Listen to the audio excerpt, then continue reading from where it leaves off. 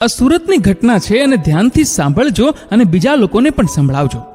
થોડા દિવસ પહેલા ઇંગ્લિશ મીડિયમ શાળામાં બોલાવવામાં આવેલ એક મીટિંગમાં ત્યાંના પ્રિન્સિપલની એક ફરિયાદ એ હતી કે એક બાળક રાહુલ વાલી મીટિંગમાં ક્યારેય પોતાની માતાને શાળાએ લાવતો નથી અને એની માતા પણ ક્યારેય વાલી મીટિંગમાં આવતી નથી.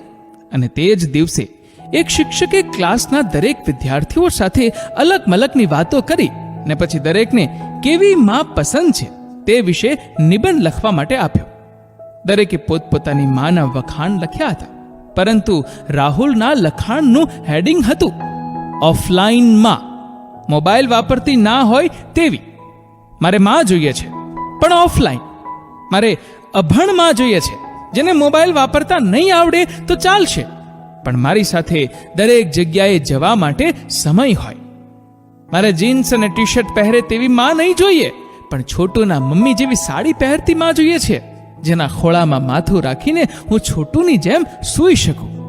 મારે માં તો જોઈએ છે પણ ઓફલાઈન, જેને મારા માટે અને પપ્પા માટે તેના મોબાઈલ કરતાં વધારે સમય હોય.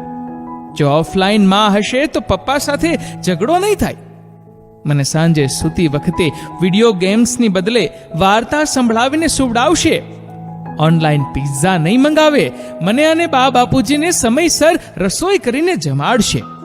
બસ મારે તો એક ઓફલાઈન માં જોઈએ છે. આટલું વાંચતા મોનિટરના હિપકા પૂરા ક્લાસમાં સંભળાઈ રહ્યા હતા. દરેક વિદ્યાર્થીની આંખોમાં ગંગા જમના વહેતી હતી.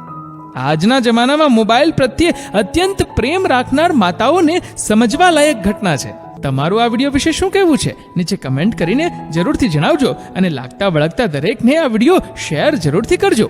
ધન્યવાદ.